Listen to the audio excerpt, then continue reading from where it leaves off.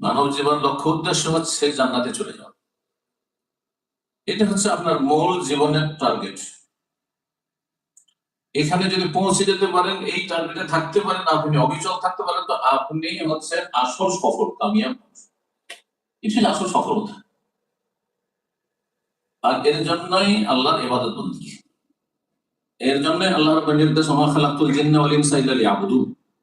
এর জন্যই মানব জাতির সৃষ্টি।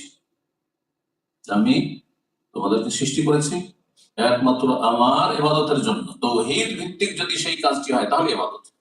তাওহীদ ভিন্ন যদি ইবাদত হয় তার নাম শিরক।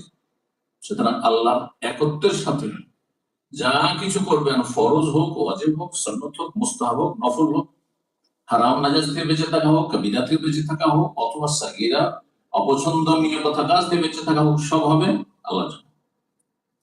এটা যদি এই পার্থিব জগতের দুনিয়াতে যতটা সময় আমাদেরকে আল্লাহ দিয়েছেন, প্রত্যেকেই যদি এই বিষয়টিকে আমরা ঠিক রাখতে পারি, আল্লাহ আমাদেরকে কেন সৃষ্টি করেছেন? তার ইবাদতের জন্য, তার আদেশ নিষেধ পালনের জন্য। এটা যদি ঠিক রাখেন তো আপনার আমার গন্তব্য স্থান ইনশাআল্লাহ জান্নাত। আর জান্নাত হচ্ছে সবচেয়ে বড় সফলতা। যালিকাল ফাউজুল কাবীর ওয়া যালিকাল ফাউজুল আযীম। এটা হচ্ছে মহা সাফল্য। দুনিয়ার সাফল্য কোনো সাফল্য না। দুনিয়া অনেক উপরে উঠে যাচ্ছে, আবার কিছু সময়ের মধ্যে তাদের নাম নিশানা পর্যন্ত থাকছে। কিন্তু আপনি সফল তখনই যখন জান্নাত হাসিল করতে